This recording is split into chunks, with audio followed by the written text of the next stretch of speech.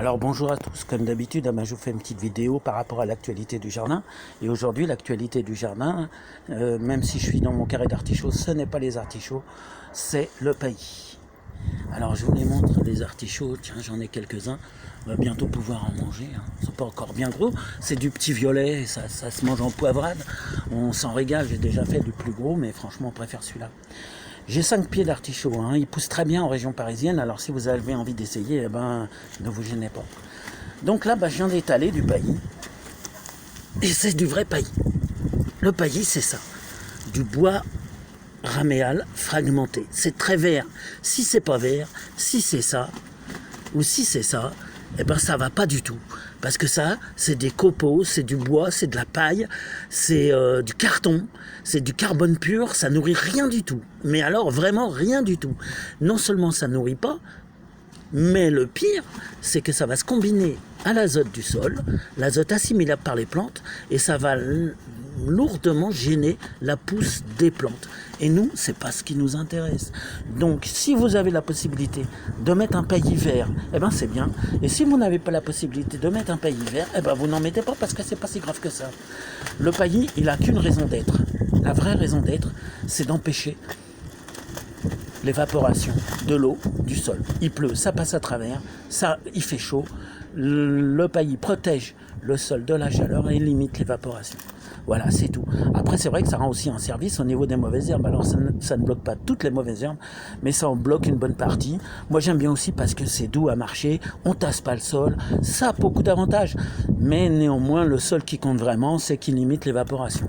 Donc, vous n'allez pas vous embêter à installer un tapis, un paillis dans votre jardin, hein, en allant acheter quelques sacs de je ne sais quoi, alors que la seule chose que ça vous rapporte, c'est d'économiser quelques litres d'eau. Arroser quand il fait chaud, c'est très important, il faut mettre beaucoup d'eau. N'écoutez jamais ceux qui disent de ne pas arroser. Et puis c'est tout, voilà, vous ne faites pas de paillis. Là, si vous mettez des copeaux, vous risquez d'avoir des soucis. Et vous serez obligé un jour ou l'autre de balancer quelques poignées de granulés d'engrais chimiques. Et puis voilà, vous récupérerez votre sol, mais néanmoins, c'est dommage. Donc si vous voulez faire une vraie pratique écologique, première chose à savoir, le paillis, ça doit être du bois raméal, du rameau fragmenté. Ensuite, deuxième chose à savoir, ça se fait le paillis qu'en été, au printemps. Pourquoi ? Parce que le paillis, il ne sert pas du tout à réchauffer le sol. Il sert au contraire à l'empêcher de se réchauffer, je vous l'ai dit, à limiter l'évaporation. Il ne sert strictement à rien en hiver. Ceux qui vous disent de mettre du paillis en hiver pour protéger je ne sais quoi, pour la régénération des sols, ils vous disent le contraire de ce qui est vrai. Parce que la régénération des sols, elle a besoin du gel. La régénération des sols, elle s'est mise en place pendant les milliards d'années où même les animaux n'existaient pas, où les plantes ont évolué et la terre a évolué et les mini petites bestioles de toutes sortes qui sont dans le sol qui permettent cette régénération, ils ont tous évolué avec le froid. Le froid, il est nécessaire à ce que tout se passe dans la norme. Si vous êtes agroécologue, c'est cette pratique que vous ferez. Vous ne mettrez pas de paillis en hiver, et surtout quand c'est du carton, je ne sais quoi, quel carbone. Donc, moi j'ai du paillis, j'en mets. Vous n'en avez pas, vous n'en mettez pas. Ensuite, c'est pour limiter l'évaporation. Vous n'en avez pas, vous arrosez un peu plus.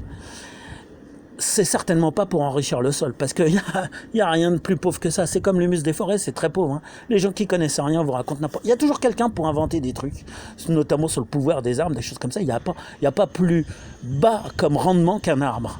Hein. Déjà, il n'y a pas grand-chose qui le mange, l'arbre. Donc là, vous n'allez pas enrichir votre sol avec un paillis.